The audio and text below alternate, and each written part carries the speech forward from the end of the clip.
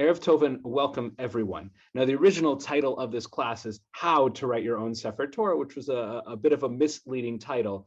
There is a class I could give on how to actually write a Sefer Torah, but it's quite difficult. You need special parchment, special ink, a special kind of quill, a pen. You also need to be extremely talented in your calligraphy, your writing, and you really have to apprentice under someone. And you can't just do it from memory. You need to have an accepted text in front of you. And whenever you write the name of God, there's a custom to go to a mikvah, ritual bath, to purify oneself. So it is a long, complicated process.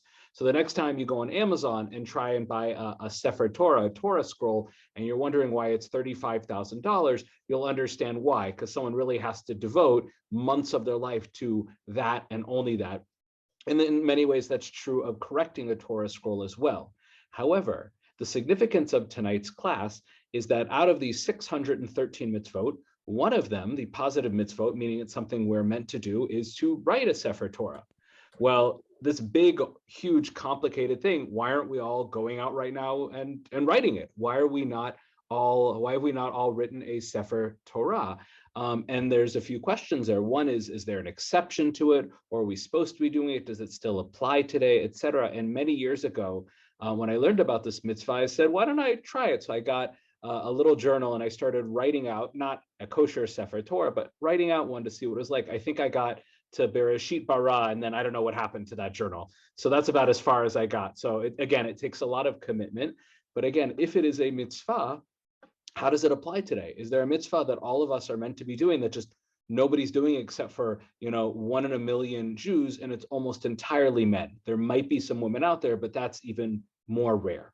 So the place to begin with this, and tomorrow I will unmute you for probably the first two sources, is where it's mentioned, because it's not mentioned explicitly in the Torah, but it is mentioned explicitly in the Talmud, in the section of Sanhedrin, which usually deals with civil and court codes. And in the name of this great Rava, it says, go ahead, Tamar, the first source. Rava said, even if one's parents left him a Sefer Torah, yet it is a mitzvah to write one of his own, as it is written, now therefore write ye this song for you. Excellent. So this is quite clear. It's a mitzvah to write a Sefer Torah. And by the way, the phrase there, Sefer Torah, Torah is the book, usually referring to the Chumash, the 5 books of Moses. There's some question later about, is there more than that? But the basic understanding is to write the 5 books of Moshe, which is like the Torah scroll that we have today. And the understanding by using the word Sefer can mean book, but in this context, everybody without question understands that it means a kosher Torah scroll, meaning the parchment with the ink and everything like that. Now, where does it get this mitzvah from? Does it say it explicitly in the Torah? And it mentions where it gets it from. It says, write, ve'ata, and now, katvu lechem, write plural for yourselves, et hashira, write this song. So where is it from? Dvarim.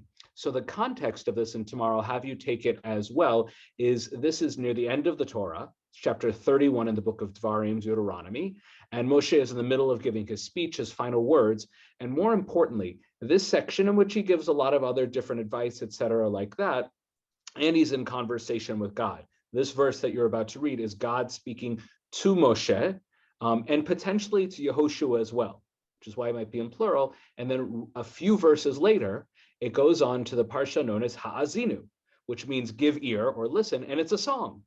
So this is the verse, and we'll talk about what it's actually referring to. So go ahead tomorrow in section B, source 1. Now therefore, write this song for you and teach it to the children of Israel.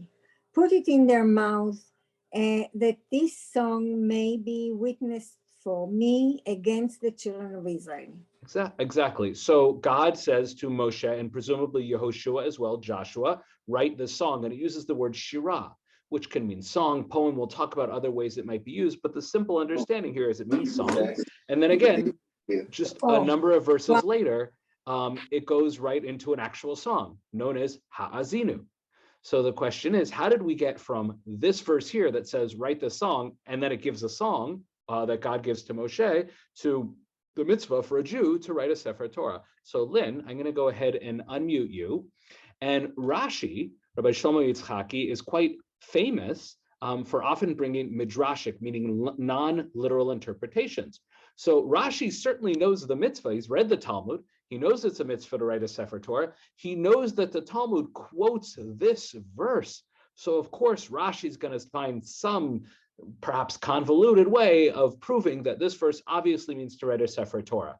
Go ahead, Lynn, source number 1 in section C. Now, therefore, write ye this song, i.e. the text, give ear, O ye heavens, till, and make expiation for his ground and his people. So Rashi says that this mitzvah, when God says write this song, he's talking about ha'azinu. The section that starts later, that's literally a song, and he just says the beginning of it starts with these words ha'azinu hashemayim, which means literally the heavens should give ear, should listen, and it ends with the words v'chiper admato amo, and the ground will, they say expiation, but kapara is basically take the place for your sins. But the point is that Rashi says, no, this is not about the mitzvah of writing a Sefer Torah. It's clearly referring to the song. And most people are quite blown away by that. That's very un-Rashi of Rashi. He gives the very simple contextual meaning of it. But what's interesting is his grandson, who often does the opposite, who often argues with his grandfather's non-literal, Midrashic read, and Rashbam says, Grandpa, I love what you're saying, but that's not what the text is saying. Rashbam flips it, and go ahead, Lynn, you can take that second source there from Rashbam. The entire book of Deuteronomy is called Shirah, song, poem. No, how do you get that? Now, in the Talmud, there are several times that the word Shirah, which in modern Hebrew means song or poem, is used to refer to a huge section of the Chumash, the Torah, or the entire thing. So Rashbam is not pulling this out of the air. He's doing it based on the Talmud. But the problem that we have going in here is that the source in the Talmud that says it's a mitzvah for every Jew to write a Sefer Torah. And by the way, we are not going to distinguish men versus women in this class. We're just going to say every Jew should write a Torah so far. But regardless of that, the Talmud has not explained itself. Rashi doesn't, it's not that he disagrees with the Talmud, but he takes the Talmud source and says that's not what it says.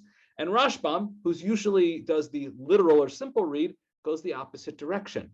But nobody has given us a good explanation for how we got from the verse in the Torah to the mitzvah of writing a Sefer Torah. And the truth is, no one ever does. There are multiple attempts at it. And from what I've read, one of the best attempts at it, and Lynn, I'll have you take this because the first two were so short, is Rambam Maimonides in his Mishnah Torah in the section on writing Torah, Tefillin, and Mezuzot.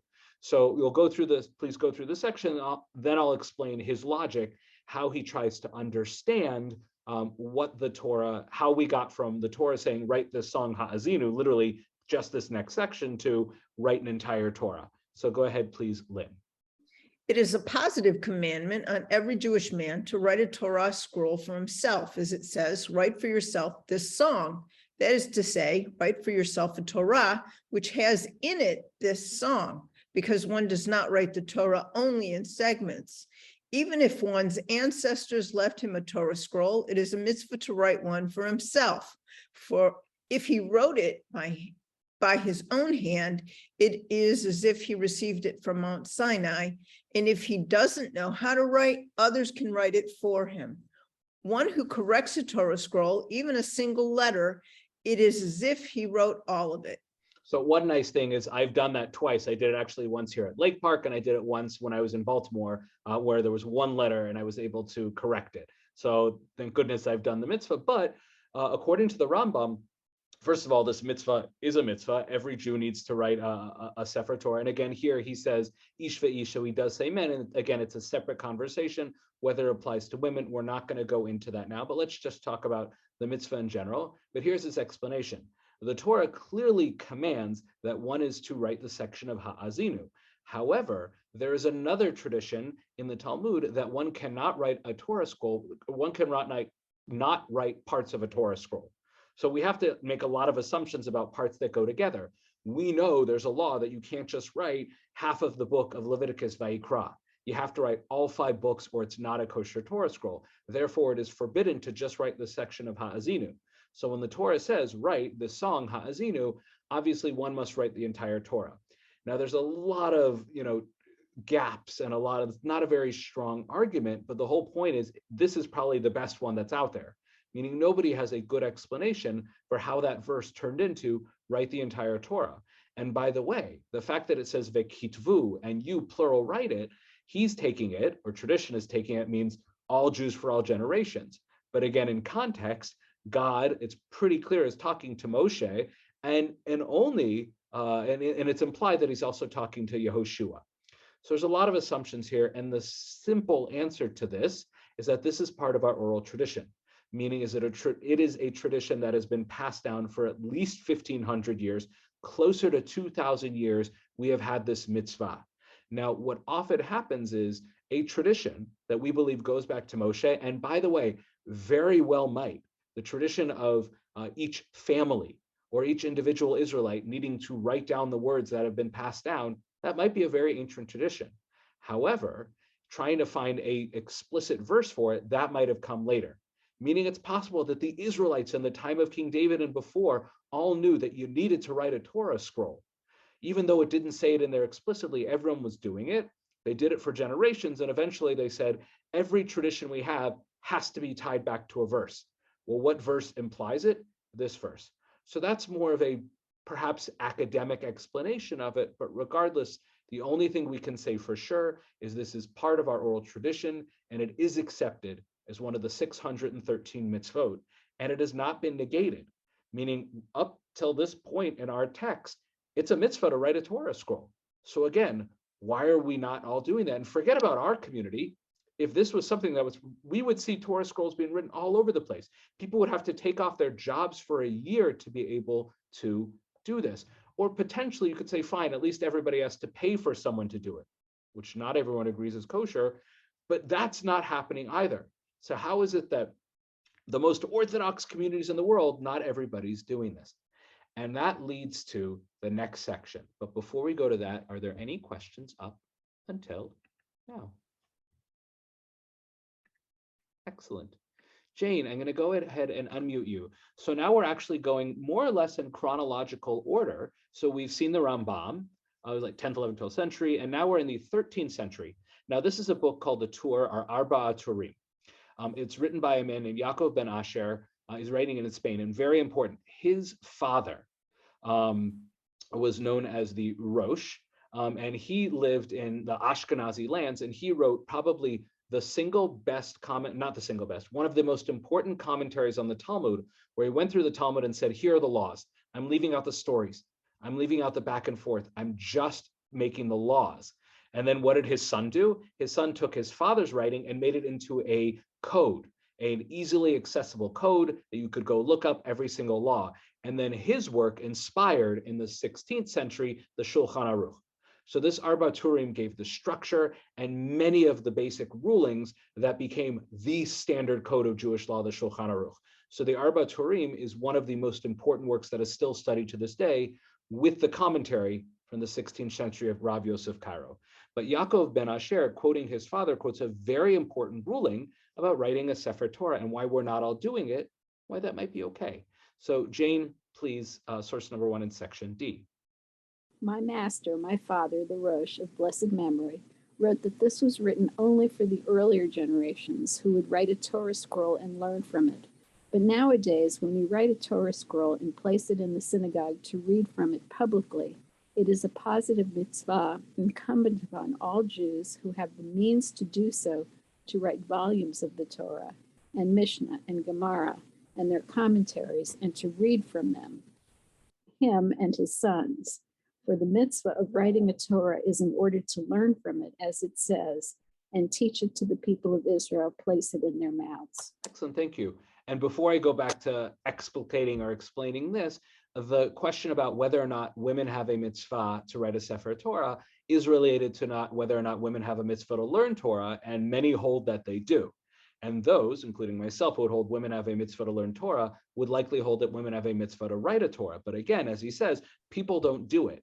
Why? Well, according to this, what is the point of having a Sefer Torah is to learn Torah. Is to learn from it. So today, a Torah scroll is not how people learn Torah. It's put in the synagogue to be used for publicly reading and fulfilling the mitzvah of publicly reading the Torah.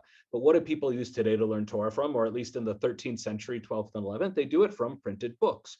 At that point, I don't have the printing press, but they do it from volumes of books. And everyone generally agrees on this, that means either writing an actual book or buying one. That's something that comes a little bit later. But the Rosh introduces the idea that one can fulfill the mitzvah not by a big fancy Torah scroll that's crazy expensive or incredibly difficult, but just by having a book, owning a book that one can learn Torah from. Because the most important thing is not the writing of it, it's learning from it. So as long as you have a book of Torah to learn from, you're good. So any of you who have ever bought a book of the Torah, the JPS, the Art Scroll, whatever it is like that, the Koren, Chumash, according to this, the understanding is that one has fulfilled the mitzvah. So the question is, does everybody agree with that? So before we get to the basically 2 or 3 different opinions and whether or not this is standardized in Jewish law, we'll look quickly at the Shulchan Aruch, the 16th century, and how he codifies it. So Gloria, go ahead and unmute you. And if you could take source number 2 from the Shulchan Aruch, and again, this is written in the, I'm going to zoom in a little bit, make it a little bigger. 16th century Sfat by Rav Yosef Karo, so please. There is a positive commandment on every Jewish man to copy a Torah scroll for himself. Even if his ancestors bequeathed one to him, he is still commanded to copy a scroll of his own. He is not permitted to sell it, a Torah scroll, even if he owns many Torah scrolls. This stands even if he does not have anything to eat. If he hired a scribe to copy a Torah scroll for him, or if he bought a Torah scroll with copying errors and he proofread it, it is as if he copied the Torah scroll himself. However, if he bought it as is with errors and did not proofread it at all, it is like he abducted a mitzvah from the market and he does not fulfill his obligation of copying a Torah scroll. And as it goes on beyond this, and I cut out a little bit section about how much money one should spend to do it. One should, spend all the money they possibly had to fulfill this mitzvah. And this is it, Shulchan Aruch. We're going to get into the commentaries, but as far as Rav Yosef Karo and the Shulchan Aruch is concerned, everybody has a mitzvah. Again, his understanding probably would just be on men, but again, many would hold women, but regardless, fine. So every single man needs to go out and either write a Torah scroll or purchase a full Torah scroll, regardless of the cost, and proofread it. And if they buy a non-kosher one and then just stick it in their closet, it's as if they stolen a mitzvah. Someone had the opportunity to fulfill the mitzvah buying a Torah scroll, and they took it away from someone, which is really bad. But if you take an unkosher one and you check it, you're good to go. But again, the mitzvah stands. So what about what the Rosh said? So this is where we get into the commentary. So I'm going to see if I can zoom in a little bit more without losing it. And Leonard, would you like to read source number 3? And there are 2 main commentaries on the Shulchan Aruch. There's ones on different sections, but 2 of the best known ones are the Shabtai Kohen, which is his name, shortened to the Shach, which is actually short for Siftei Kohen, the lips of the Kohen, because he's a Kohen, 17th century Vilna, and then the next source, the Taz, and they almost always argue with each other, but the Shach, who we're reading right now, is usually the authoritative one. Now again, what does that mean authoritative? Because there have been dozens of commentaries since, but this is the guy that typically kind of wins the day, and he himself is quoting an earlier 16th century Polish rabbi known as the Prisha, Rabbi Yehoshua Falk. So he's going to talk about what the Rosh said, that today you can fulfill the mitzvah with just writing, or either writing or owning an actual printed book. And by this point, you have a printing press. So you can go, I think you have a printing press. When did Gutenberg do it? Let's assume that it's soon after this. I should be better on dates and time and stuff like that. But it would apply today to go into a store and just buying a chumash. So go ahead, Leonard, and today. And today, the Prisha, 16th century Poland, Falk, wrote that it appears that the Rosh is saying that a positive mitzvah is only fulfilled with these printed chumashim and not with a Sefer Torah, a scroll, specifically because in their days they would learn Torah orally and not from a written text. But in our times, we were given permission to write books page by page, each one by itself, as opposed to a whole scroll. So why would we demean a Torah scroll for no reason to learn from it when there's no need? As we find that today we no longer learn from a Torah scroll. Therefore, there is no longer an individual mitzvah to write a Sefer Torah. which would be a Torah scroll. And this is great. First of all, it seems to be consistent with what the Rosh said, that the most important thing is to learn from it. And we don't learn from Torah scrolls today. People don't go and pick out the giant Torah scroll, unroll it, and sit there and learn from it. They learn from books. And if the mitzvah is connected to learning, then you should do it from a book. And in fact, to try and write a Torah scroll, taking it out constantly to learn from it, will break it down and wear it down. And that would demean it, that would disgrace it. And also the average person, can't write a Torah scroll. And maybe they could pay for it, but most people can't do that. So to expect people to, in today's time, for individuals to write a Torah scroll just doesn't make any sense. Clearly, the mitzvah is to have a source to be able to learn from.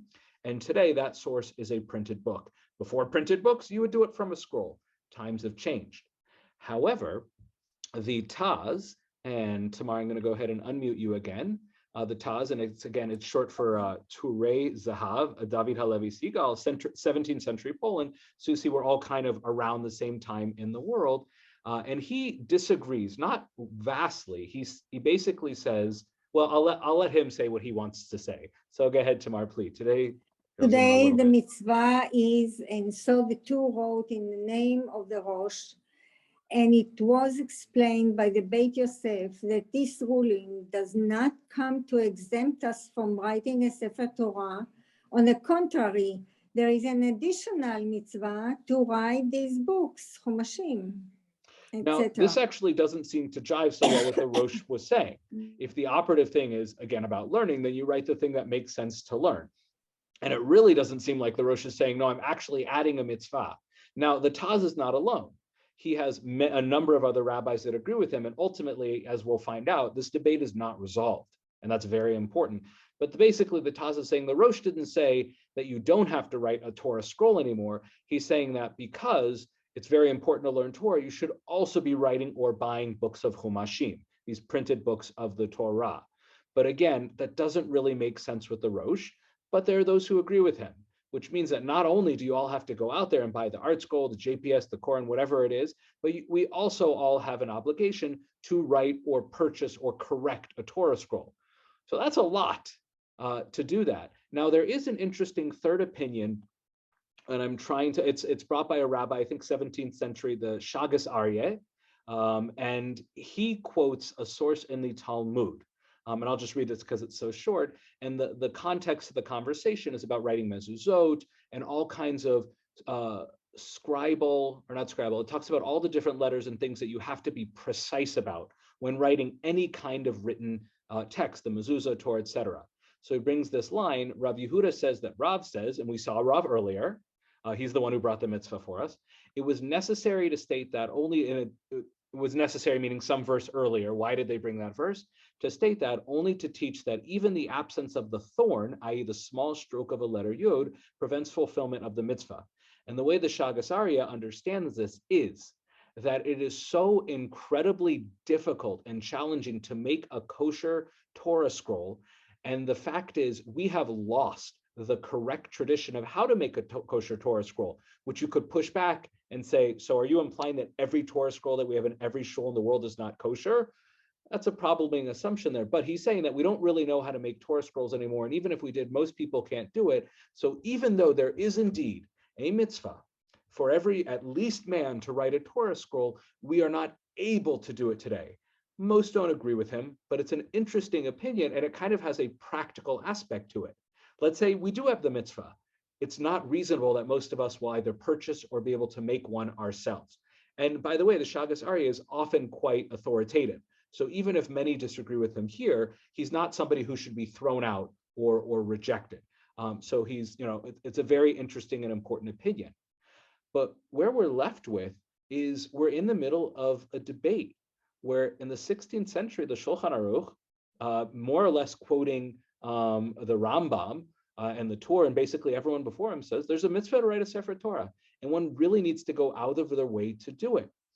Again, you have that opinion of the Rosh, which is also authoritative, that says, well, you can fulfill it with books. And again, later commentaries, I didn't want this to be 20 pages long, say you can do it by writing a book or by buying a book, but you can't just study from a book. You can't go to the library. You actually need to buy and purchase your own chumash to fulfill the opinion of the Rosh. But then there's a debate amongst the rabbis. Is it enough to just buy a chumash, or is there still a mitzvah out there to also write a Torah scroll? And many of the sources and articles that I read say that despite this debate, everyone's going to agree, and this is true, it's still good to write a Sefer Torah. So if someone has the means to pay someone to write it, or certainly to write it themselves, they should. That mitzvah is operative. But for those people who aren't able to write it and can't afford it, is it enough to just buy a book of the printed Torah? And that's an open debate. If you ask me, Rabbi Dinan, did I fulfill the mitzvah? I would rule yes. Based on the sources I've seen and the Rosh and everything, I would say that, yes, I think it fulfills it. But again, it's an open debate. And if you ask certain rabbis today, they would say, no, that mitzvah is out there waiting for people to pluck it. Now, there are opinions that say you can fulfill it by a synagogue buying or correcting a Torah scroll and everybody paying a little bit of money towards it and going in and filling in one letter. They do campaigns like that. And many rabbis say that fulfills the mitzvah. But there are plenty who say that's not enough. It has to be your Torah scroll. You have to own it. So if one says, oh, well, there's an easy way out of this, there's not.